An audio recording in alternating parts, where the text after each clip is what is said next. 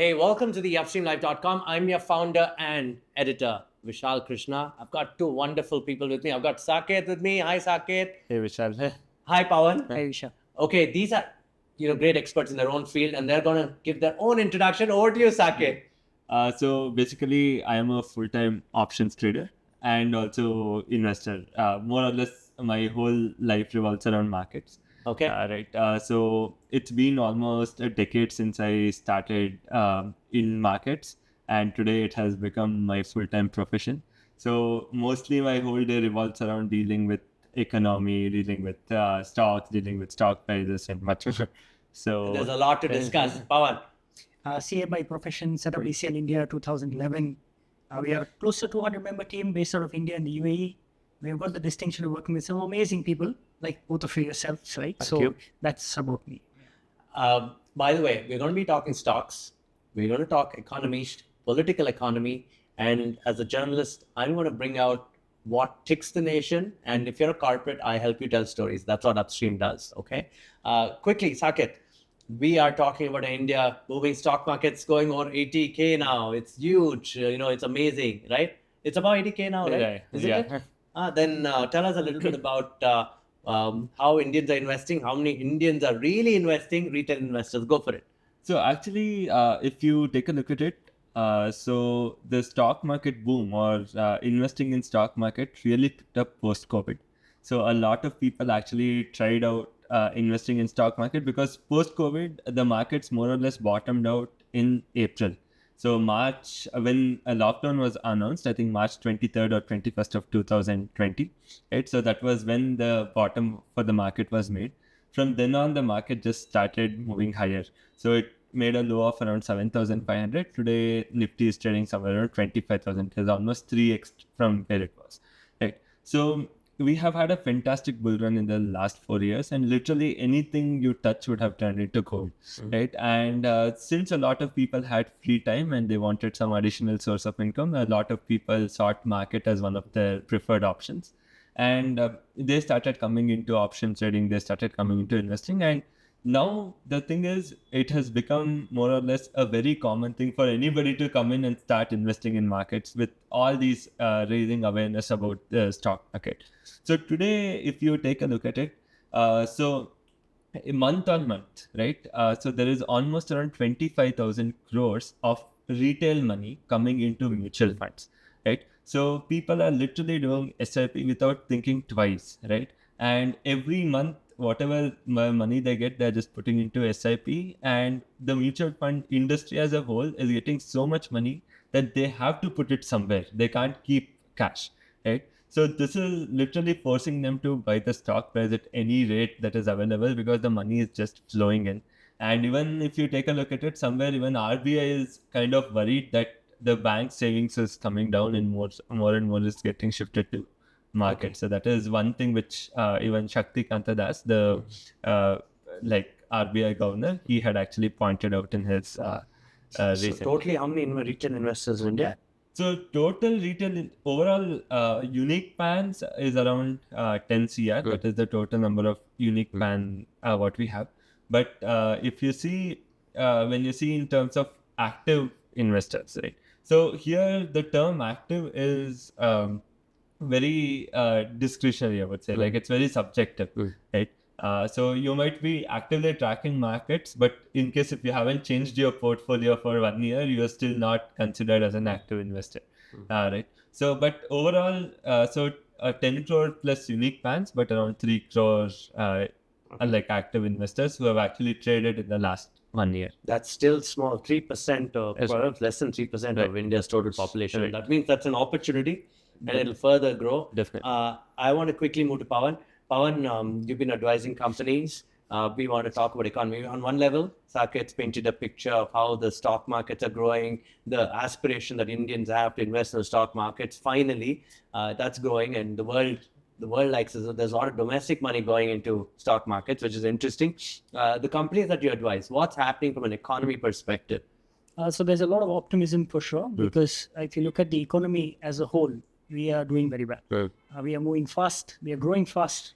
There are certain key aspects that we look at, right? So be it infrastructure, be it the skill level of the public, be it the amount of money that is available, and also the regulators. So if you see the work that the RBI is doing, or say SEBI is doing, there is structural strength that has been built, right? So there is definitely a lot of optimism, and that optimism is carrying businesses forward. This is not just attracting people into business within India, but also bringing foreign capital into India. So India has become the GCC destination, so to say, of the world, right? Especially when it comes to specialized skills. Bangalore, as such, has done a remarkable job that way, right? Attracting a lot of foreign capital. So one, of course, if you see the economy, the growth itself, we will continue to be the fastest growing large economy. We are 5th in the world now, but close to Japan, very close to Japan, close to Germany. If all works well, we should be the 3rd largest very soon.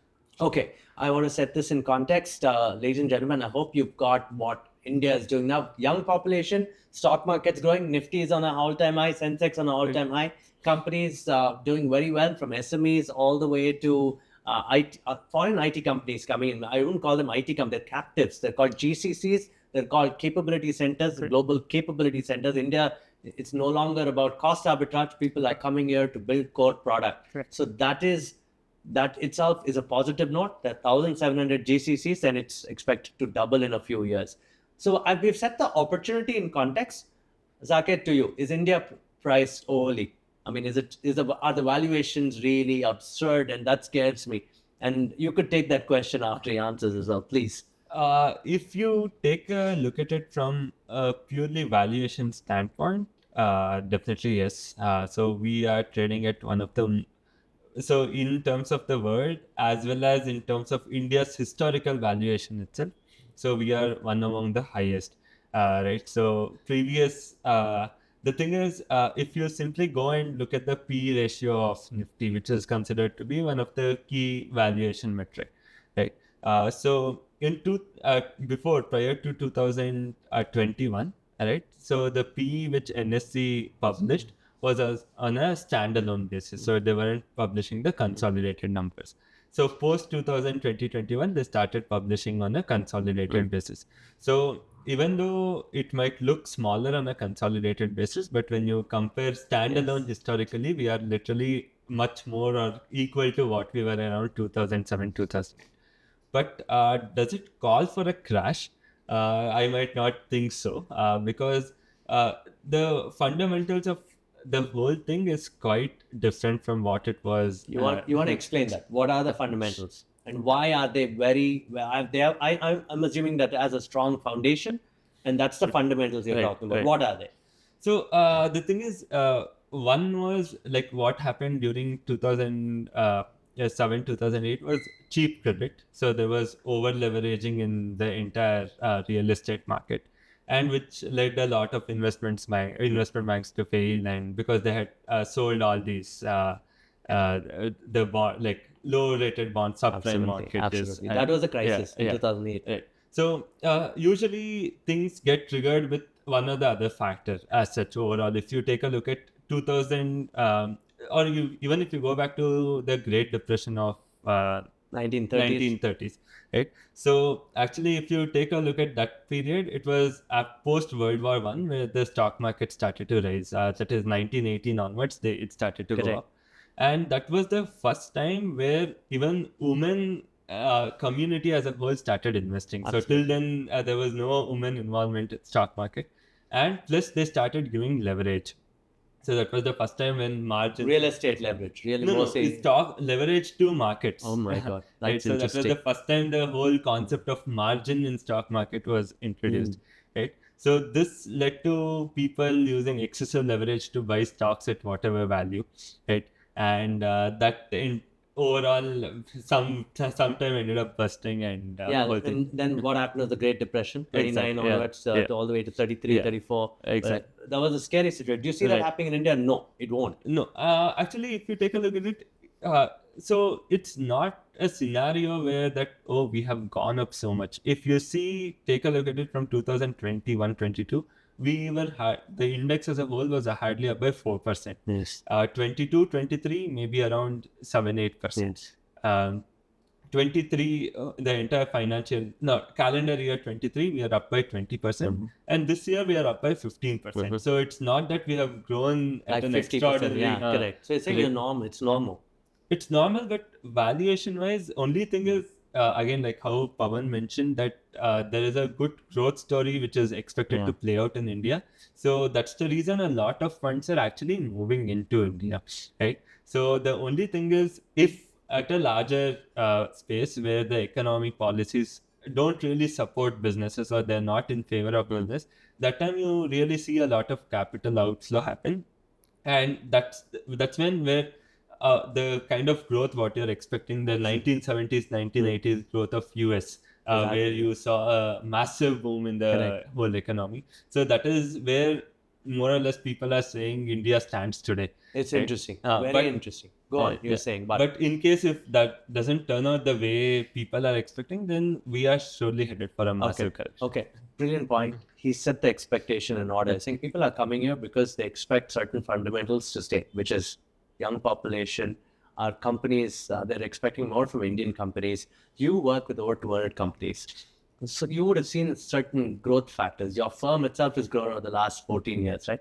So what are those fundamentals from a company perspective, policy perspective, compliance perspective that you've noticed with your clients that India is poised to grow, and therefore it corroborates well with his thought process and markets growing, and therefore capital coming into India from abroad and also domestic capital participating? Your thoughts? Got it. So we mostly work with service companies, and these are foreign subsidiaries. Absolutely. So that forms the core of our clients. So 200 companies that we have are mostly foreign subsidiaries. On top of that, we would have another 200, which would be Indian startups, metro startups, or domestic companies. But the principal reason why most of these companies are coming to India is because of the exceptional talent that India has. And that ties into the young population, because you have a young population that's exceptionally skilled. Of course, we also have other metrics. We say our population our youth needs to be better skilled, but at least the ones who are skilled are good at what they're doing for the costs that these companies will have to pay. So for the same amount of money that they would have to spend outside of India, they're getting far better talent. So that is one clear distinction as far as services are concerned. Now, as far as non-service areas are concerned, specifically, let us say industry, manufacturing, we still need to walk a couple of more steps before we are actually able to create an image of a leader in the world. Of course, because we also have China, right? And China is the largest manufacturer, so to say. It will be very difficult to compete with China as far as manufacturing is concerned. So if you take manufacturing, even if you take manufacturing, you still have bright spots, right? You have investments that are coming into India because of the China Plus One policy. Now, world over, they want to look at an alternative to this manufacturing megalith, so to say, right? They want an alternative to it. Southeast Asian countries, of course, are so that's the China Plus. China Plus, right? So we are benefiting, of course, if our land reforms, if our labor reforms were in a much better, stronger form or shape, we would be able to attract more talent, more money, even in the manufacturing space, right? So that's on services and manufacturing. Now, if you look at the compliance aspects of it, from what it used to be 10 years ago and what it is today, for sure we have seen simplification. One of the largest legal changes when you see regulatory, we see is GST. Yes. And GST certainly is a game changer for us, right? It is complex, it is cumbersome, it is not ideal, but it is still much better than what it used to be. And that for sure adds to the certainty of doing business in India. Corporate law, again, it has gone through a change in 2013. Now, again, the anticipation is that things will get better, but it is in much better shape that it used to be. The finance structure itself, the banking structure with UPI, with everybody using mobile, and with this huge population that wants to now spend, that now wants to invest. And there is a change in the mindset. If you see a couple of generations before us, the mindset was to save as much as possible, right? And spend less. But if you look at the population that's today, the younger population, they're willing to consume. That may be also one of the reasons taking the point about the Great Depression forward and some of these recessions, they are also caused because of the lack of willingness to spend. Again, theory is that when inflation is too low, there is no incentive for you to spend because you will wait for the prices to fall. Why would you spend today? But when there is healthy inflation, And what the RBI refers to is the band, right? If you have healthy inflation, you would be willing to consume today if you have money in the pocket, rather than just leave that money lying in the bank. So we are seeing that benefit as well. People willing to spend. And so as long as people are willing to spend, companies will certainly profit, because India itself offers a huge domestic market. We have to learn a way to compete with China in the exports market too, but domestic market is huge. So with these points, if you tie them all together, for sure we present ourselves as a very strong economy. Quickly, before I go to Saketh again, I want to know, GST had a strong resistance in many countries. For example, in Malaysia, there was a great resistance to it. But somehow, Indians have embraced the complexity. I'm hinting at accountability and transparency, which is also why a lot of money is coming into India, right? It certainly works. It's cumbersome, but it works. Would you say that institutions have to become accountable, transparent, and therefore that institutional transformation comes down to our younger youth now saying, hey, I want to grow, I want to invest in markets, I see transparency, I want to do something with my money, I want to reinvest my money rather than hoard it somewhere. Would you agree? Oh, absolutely. So one of the key areas that link to transparency is governance. So even if you look at the existing corporate laws, SEBI's requirements, they require you to be so transparent that the governance requirements are so high. I think one of the best in the world. Of course, you have incidents that happen, but they happen all over the world. But if you see our governance structures, at least the expectation from large listed companies is that you need to be transparent to your shareholders. And that naturally gives a lot of confidence to the public. Even in the MSME space, one of the reasons why GST has been so successful is the implementation using technology. So you're able to tie transactions together and the leakages are avoided. And which is what is meant by increasing the tax base. You can increase and widen the tax base, which will then either force people to be part of the tax structure, and the tax structure forces you to be far more transparent. And that way, if businesses, if you look at a value chain, if you have 3 people participating in a value chain, and even if one of them does not want to be transparent or has weak governance systems, the other 2 are able to act as a counterweight, identify these weaknesses, and either by way of enforcement or by way of advisory, so to say, from even the government or the notices that are sent, they pull their game up. Okay, got it. Saketh, coming to you. You advise a lot of family offices, and family offices, obviously, in the old days used to go buy a plot of real estate outside of the country.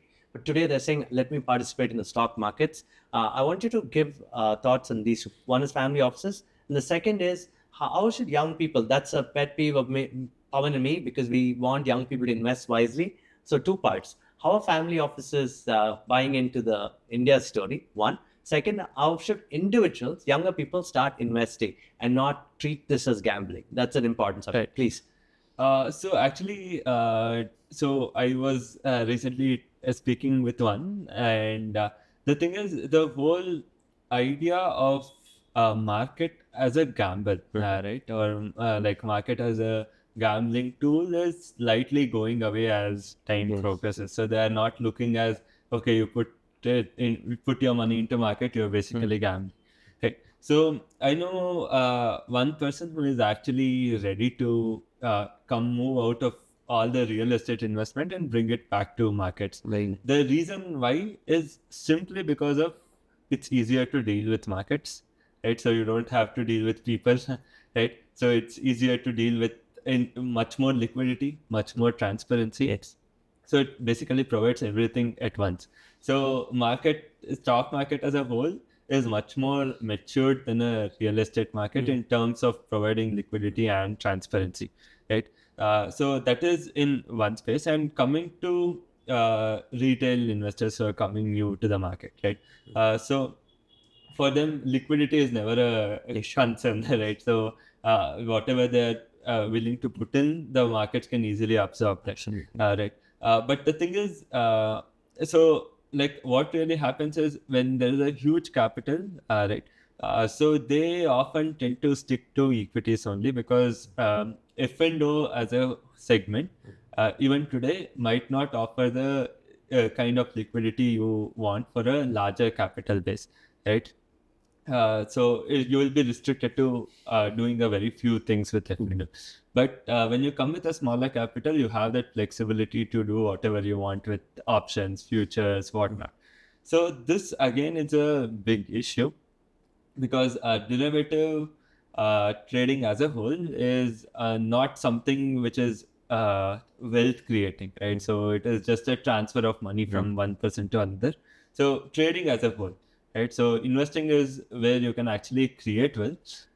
Well said. You got to draw the difference. Yeah. So what Saket's trying to say is invest in equity because it's investing. If you want to do the F&O, it's trading, it's algorithmic. The larger companies have the power of algorithms to outbeat the returns.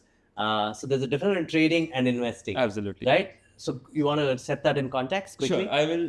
Yeah. So basically, in trading, what really happens is two people are betting against each other. So there is no way that so it should be either I make money or you make money. So there is no way that both of us can make money. So let's say on an intraday basis, I sell the stocks and you purchase the same stocks on an intraday basis. So then what is more or less happening is if the stock price is going to go up, you make money. Yes. And the same money I'm going to lose. Yes. And if the stock goes down, the same thing happens, vice versa. But with investing, that is not the case. So you're buying an asset. So if, let's say you have got an IPO at 100 rupees, you sell it to somebody at 200 rupees. That's an upside. Yes, that's an upside of 100%. So now let's say a person who bought it at 200, now the price goes to 400, 500. So you only have an opportunity cost. You don't have a monetary loss. So there's only opportunity loss. So that's why they say investing creates wealth, because the asset value is going up and whoever is a part of this journey of this asset moving higher, everybody gets to benefit. But in trading, it's the opposite, right? So only one of us can make money. It's either you or me. And person having a better infrastructure is having a higher chance or higher probability of making money. And now when you're actually trying to fight with institutions with thousands of crores who have put into like servers or put into So that's your advice, young people. Don't do the F&O. Because it's a big company's game, algorithmic game. Unless they build a trading organization like that, they shouldn't do it. I would suggest so because historically, like as per what SEBI has published, 90% of the F&O traders haven't actually been profitable. Wow, 90% are not profitable. Don't do F&O as an individual. Yeah, and 99% of the people who have done F&O aren't able to beat FD returns. That means they haven't made a profit of more than 6 to 7% in the whole. I hope young people are watching this because this is the difference in investment and trading.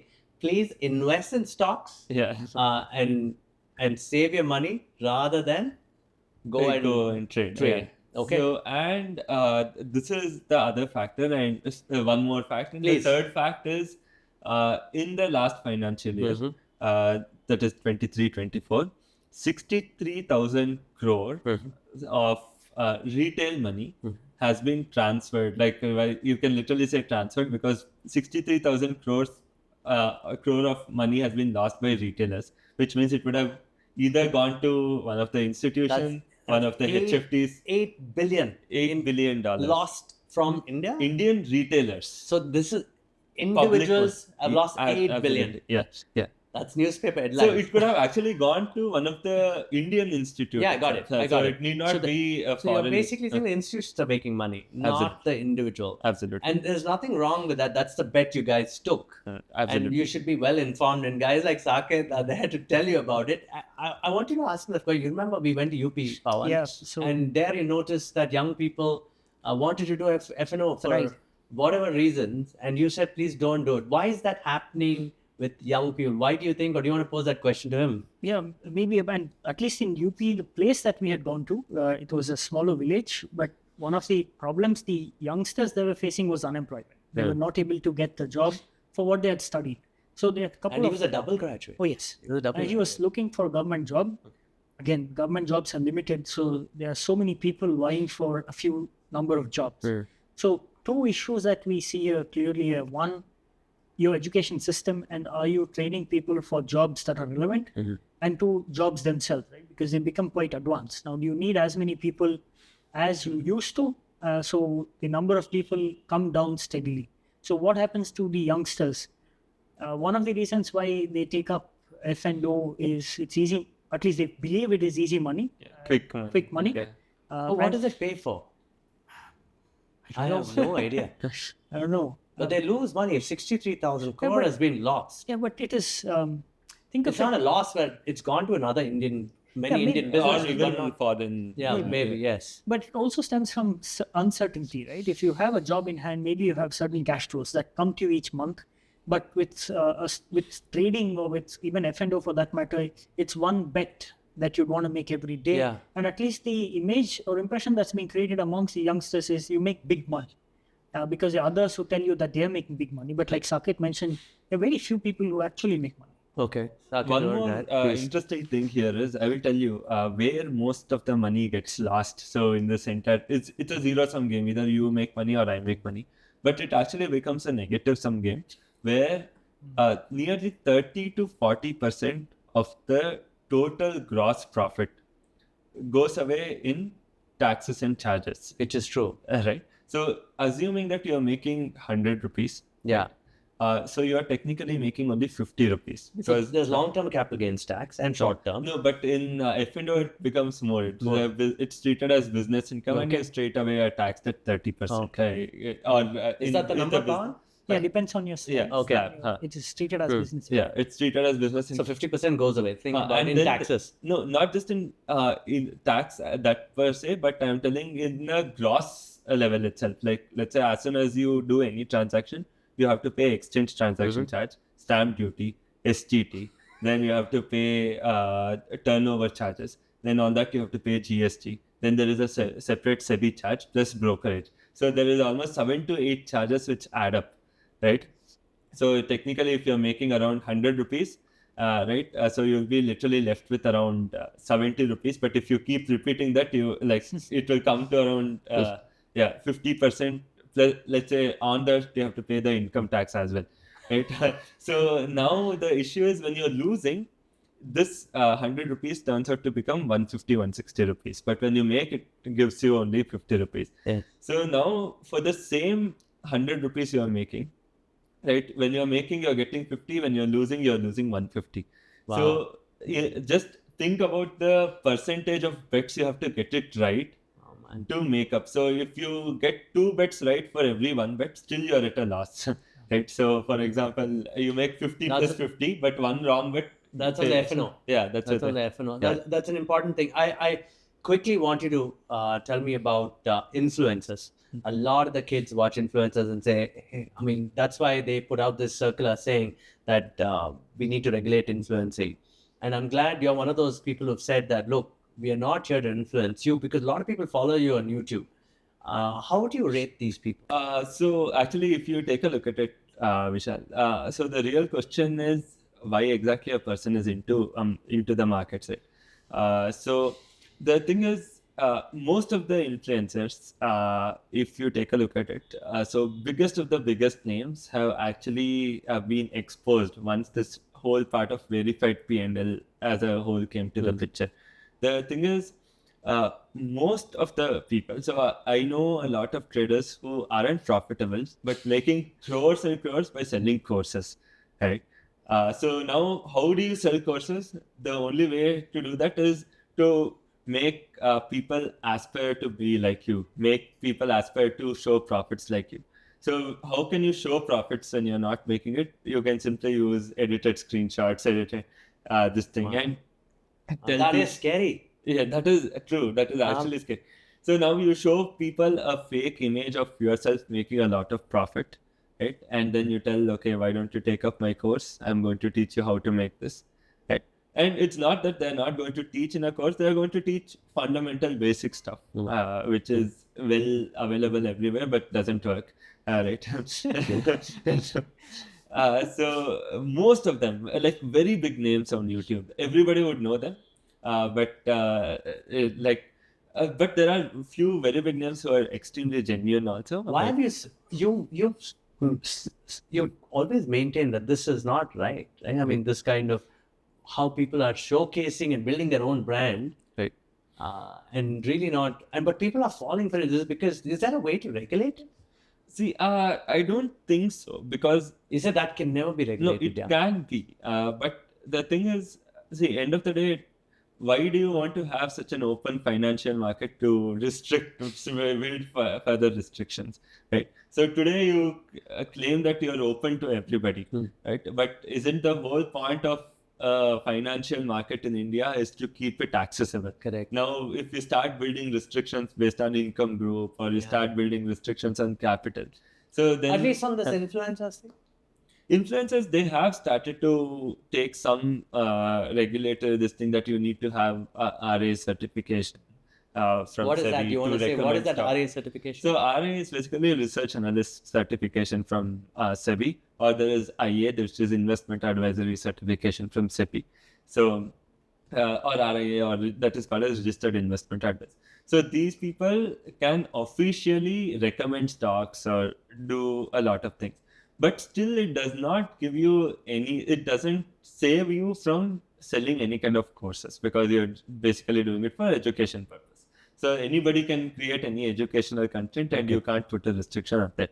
Why people fall? Very simply because they need money, and markets is the quicker. So see, if everybody had just seen a downside, they would have left markets long back, right? So nobody would have come to markets. But what really happens is, when you start with 50,000, you don't go to zero directly. You will first go to 2 lakh, 3 lakh, or even 5 lakh. Yeah, absolutely. Once your 50,000 becomes 5 lakh, now you have that greed. Now you want to do something with that money. And then eventually you go back to zero. And this always gives you a sense of hope. I have made it once. I will try to do it once more. So you somehow try to arrange one more 50,000, put it to the market. You go to 2 lakh, but you want to make this 2 into 20, but this time again you. So this cycle keeps on repeating, because it doesn't show you failures at the So very you're saying beginning. it's okay.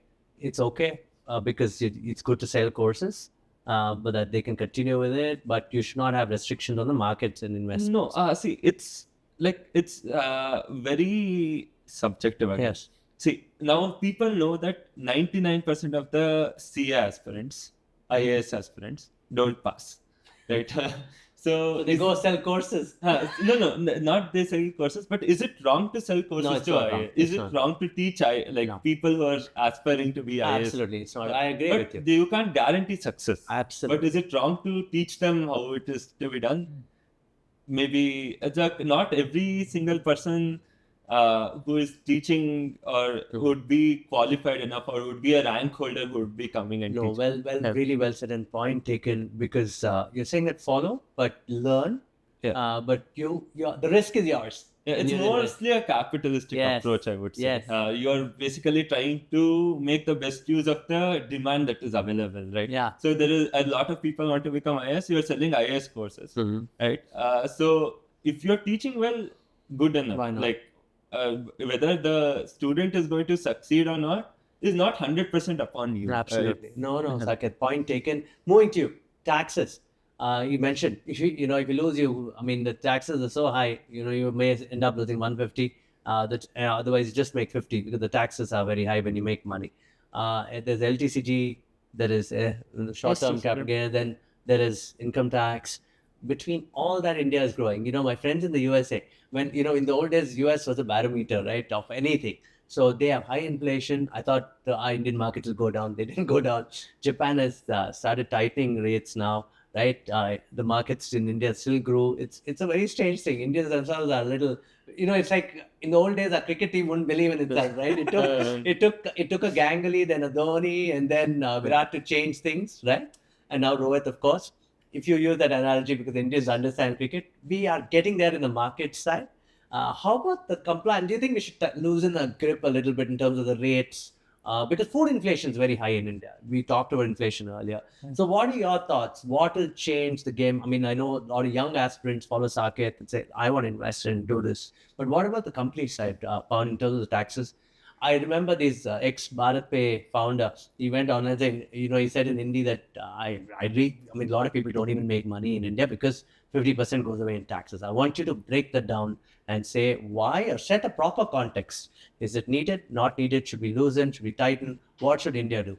So there are two kinds of taxes. Yes. You have direct tax and you have indirect tax. Direct tax is the tax that we pay on our income earnings. Indirect tax is GST. Yes. We have customs, we have still some excise, but let's focus more on GST. Now, if you look at these two, during the budget is when, because the finance minister is on the podium speaking prominently, visible, and there are all media outlets giving attention to the finance minister.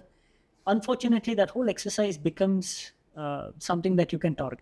And you can say that taxes are very high in India, I'm paying a lot of money, I'm losing a lot of money, but I'm not getting anything back. This is my personal opinion, that I think the finance minister is the wrong person to be held accountable. You need to look at maybe at your municipal level or state level why our roads are so bad, or why they are open drains. Yeah, where's the money going? Yeah, exactly. So maybe the finance minister is not the one to be answering those questions, right? It's her job to look at how money is best put to use. And to be honest, I think she's doing a reasonably good job. Okay. The greatest angst comes from the fact that you're not getting these services for what you're paying. Now, if you look at direct and indirect tax, a small fraction of the country is paying direct tax, right? Because first of all, your income levels aren't that high. If you're earning $1 lakh a month, you're amongst the top 10% of India. And some numbers today say top 5% of India, Right. because the income inequality itself is so high. Amongst that category, you also have people who are dabbling in the stock market, who make gains some days and they end up paying tax. Naturally, they'll have to pay tax when they make gains. But if you look at direct tax, it's a small fraction of the country that is paying income tax. But then, does it mean that the rest of them do not have the right to seek better services? The answer is no, because they are still paying indirect tax, which is the second head, GST. Everybody is paying GST in some form or the other. So everybody is paying taxes. So for sure, we deserve a better life. But if you look at direct tax and you compare India with other countries, developed countries, and direct tax rates are quite low. It is, I'll not say that they are very, very high, but it is comparable. It is not what is meant to be. It's not what you see in the press or on social media platforms that You care to explain this? Yeah, so if you look at the average tax rates, even if you look at companies are paying an average tax rate of about 20%, 21%, right? And there's one central law, the Income Tax Act, and that money is paid to the central government. But if you look at the US, you have taxes both at the central level and at the state level. And it's a complex tax structure.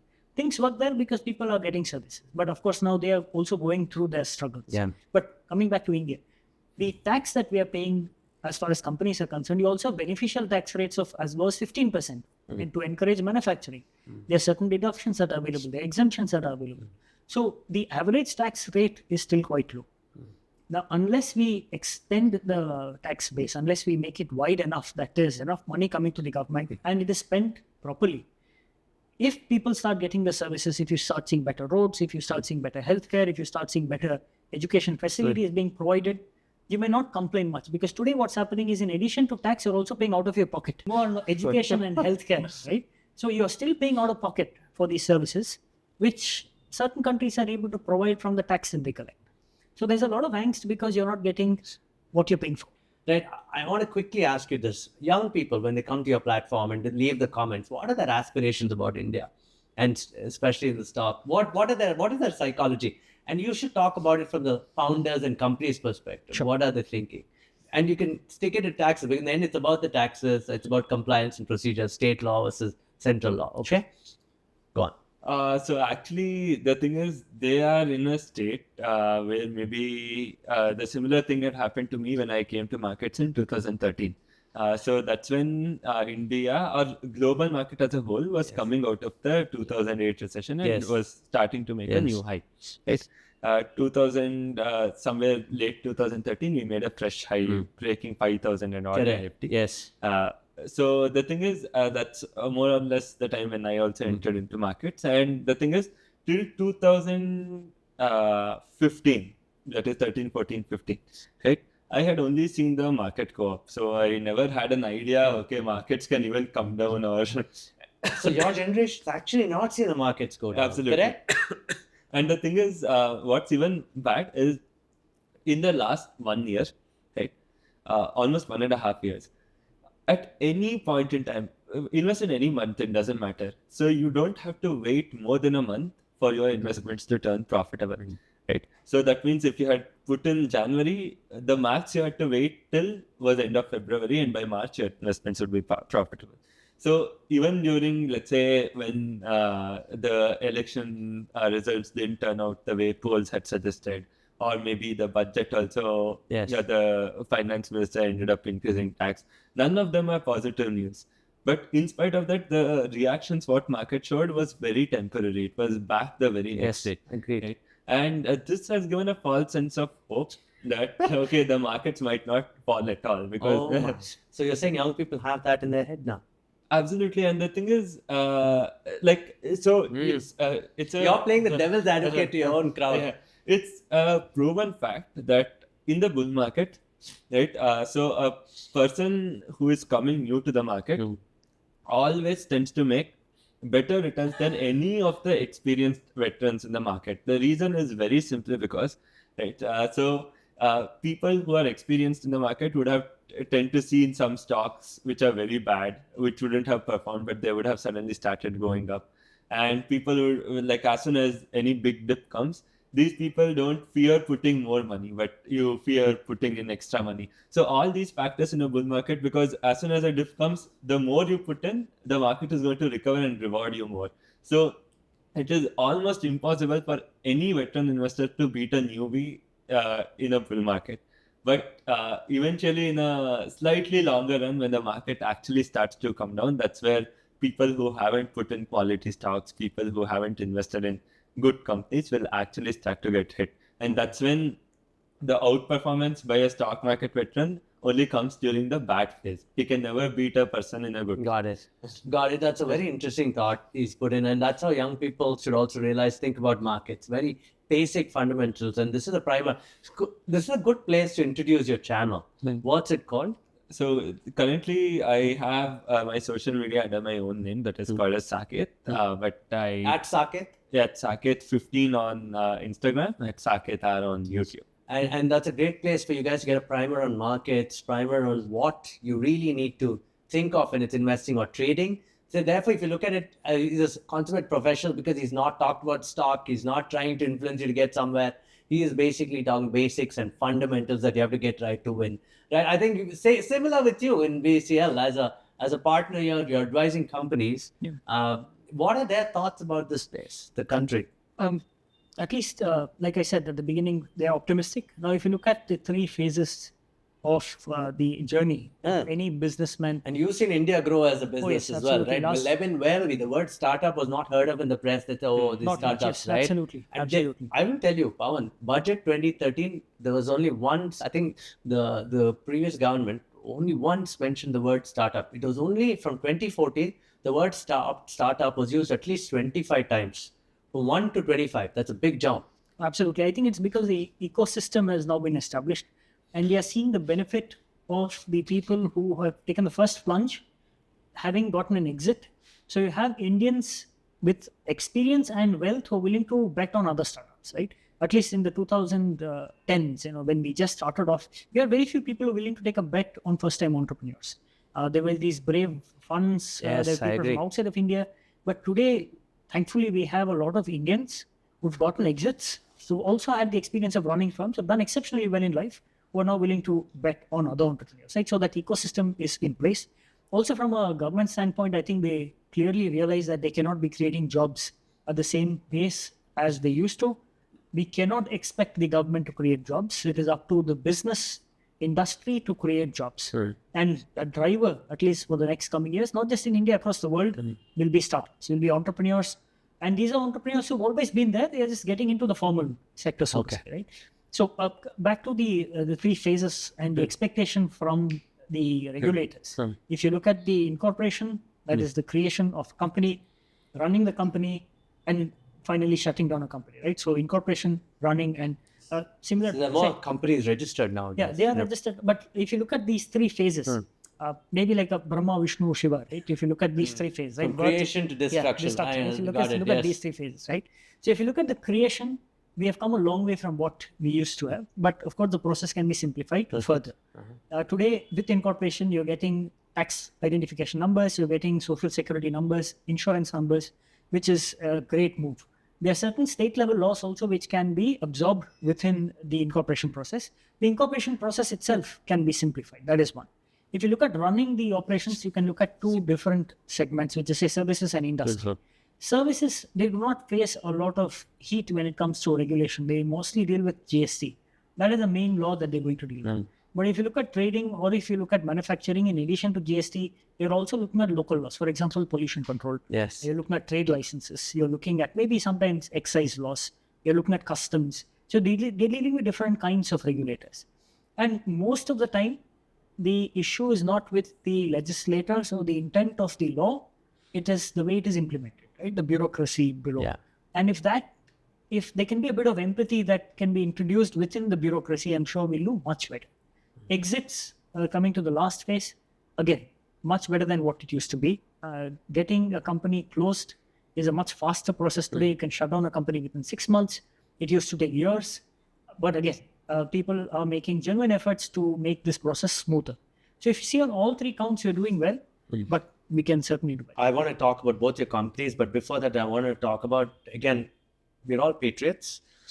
And I think that India should not derail itself, but we are in a very special moment. Either we become like how America grew, but with a lot of transparency and accountability, we can get there, right? What can derail India? Let's set that in context, because we've only been talking positive about our country, that this is happening, that is happening. Young people coming to the workforce, that is where I'm scared. Education. Skilled jobs. Yeah. So what are your thoughts? So again, if you take a look at it from the different aspects which can actually cause things to change, right? So if you take from the economic standpoint, one is, as you mentioned, the unemployment, which is an increasing issue. Again, like how Pavan mentioned, it's not completely the fault of the government, because the number of, we know we have the youngest population. There are like literally millions of graduates passing out every year. And it is not so easy for somebody to create millions of new vacant jobs every year and fill in that position. Because if we have the youngest population where I think 70% is below 30. Yes. Our average population. You got it right. It's below 30, yes. Yeah, 30 or 35, something like that, if I'm not wrong. Yes, the median age is 28 still. Yeah. Yes. Right. So most of these people, so then you can just imagine the kind of or amount of jobs you would require going forward also. Right.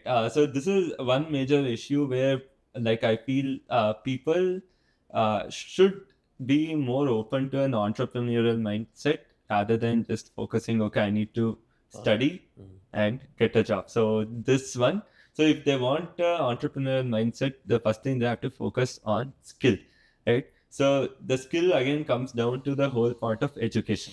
Today, I feel what we study in primary and high school education is, or even in terms of graduation, right? So whatever we study is highly unusable in a real workplace, right? So nothing you study you can directly go and start directly using it in a work. So just imagine the time when there is AI, I just came across a syllabus which is teaching how to use Word, all this. You're reading my mind. I was about to come to AI. So Right. there's AI teaching? Not AI teaching. So people like the teachers as a computer science class teaching how to use Word. So tools of Microsoft Word.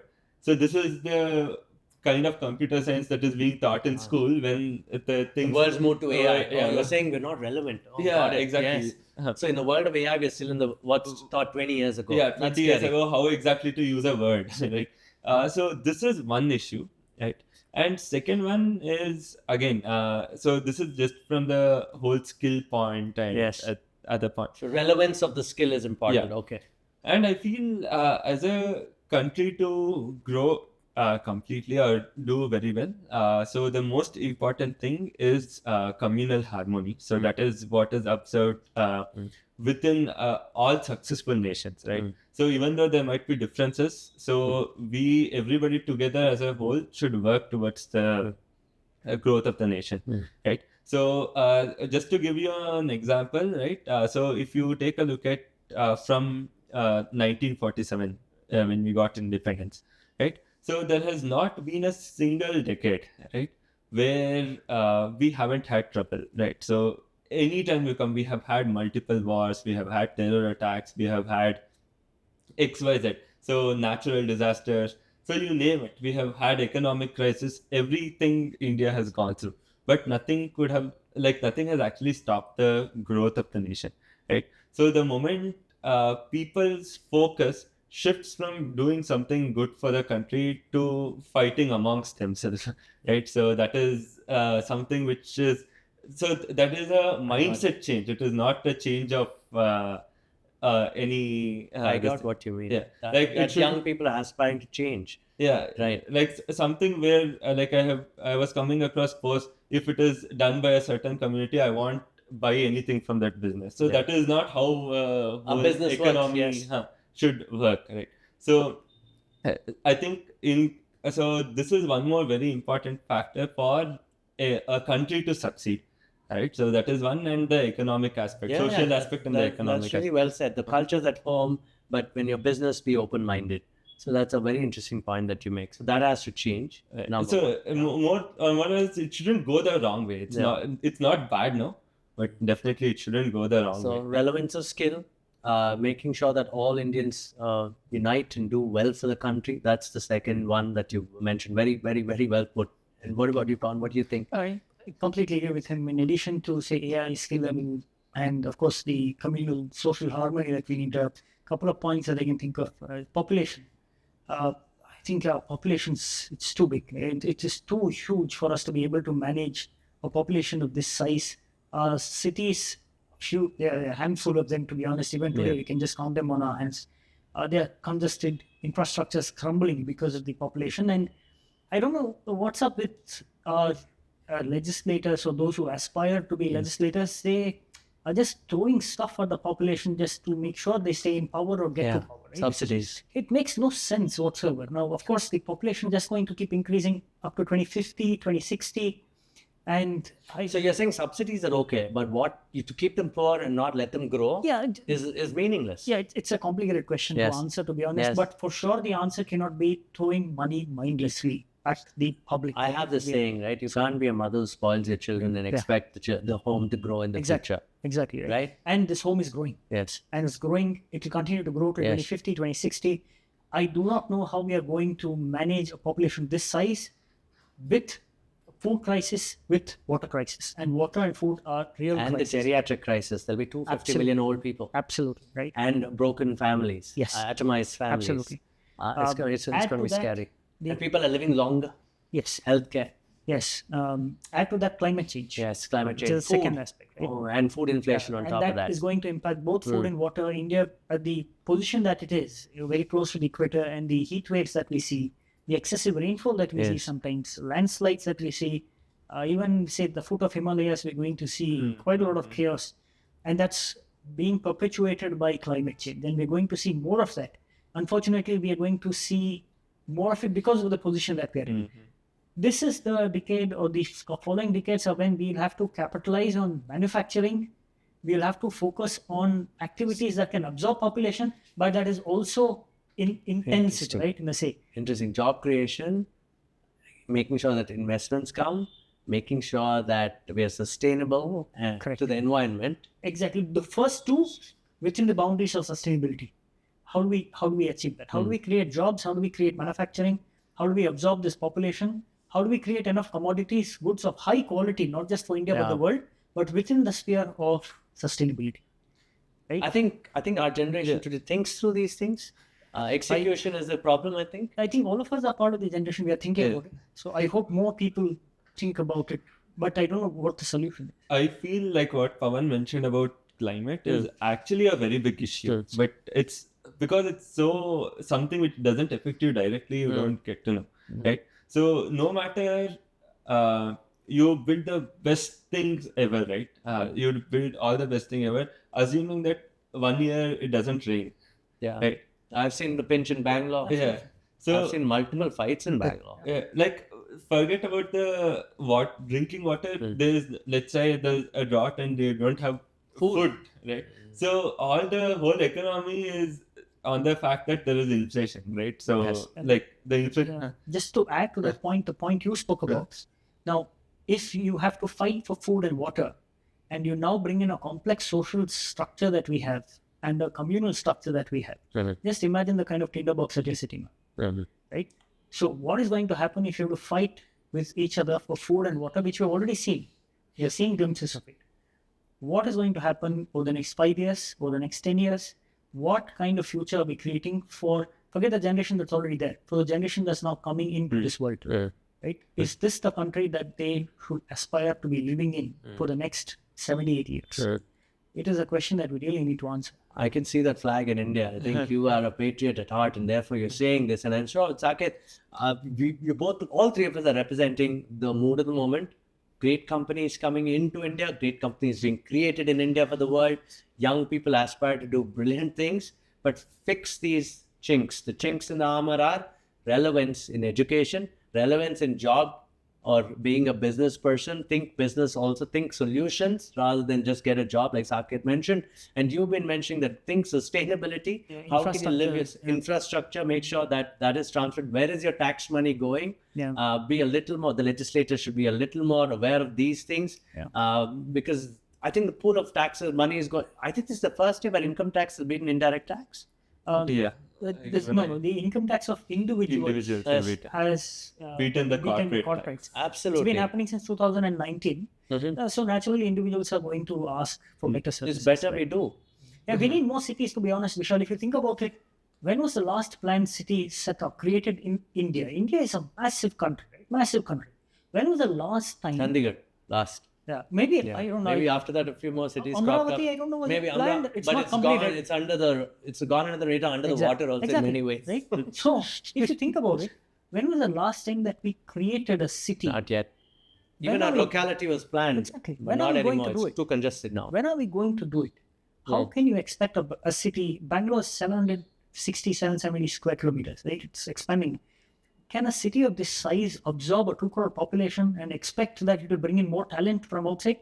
With the water problems we have, with the food problems we have, infrastructure problems we have, Bangalore is going to be dead if we continue this way. Yeah, and it scares We me. need more cities. Just for people listening, we get water from 100 kilometers away. I was a water correspondent. So it's 100 kilometers of water from rivers to be pumped into the city. Correct. And that too upstream. It is upstream. It's like my company's name. It is, it's from the upstream kind of thing. It's the reverse. And there's so much energy being wasted there.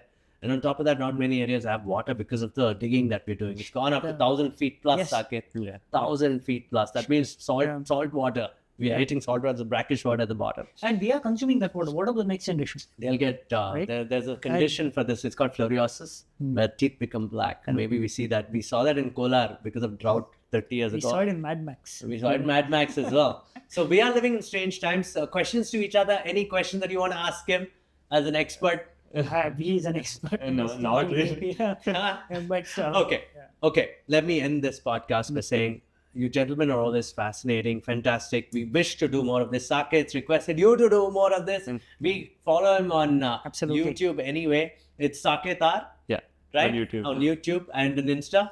Saketh 15. Saketh 15. And this is the partner at BCL. So that's Pavan. If you want to do family constitutions, compliance, regulatory, we can't advertise. A lot of CA work, we can't. I'm talking about it, so it doesn't matter. So, right, here's the case. I want you to tell us about your company quickly. So we basically... What's it called? My company is called as QuickAlpha. QuickAlpha is the name of the company. So we have multiple verticals where we focus on like investments and trading of our own. Okay. And we also do it for some HNIs and family offices. So we have another vertical of education. So like how we were mentioning before, I don't have any paid courses because I personally don't believe in selling it. Because I feel the person whom I sell to, I have to take money from him in trading industry. So I don't want to make him pay, or he will be taking money from me if he becomes really good. Right? So so then the other vertical is technology. So where we are trying to build B2C and B2B products around financial markets. I wish you all the best, and that's QuickAlpha, right? Is that a website?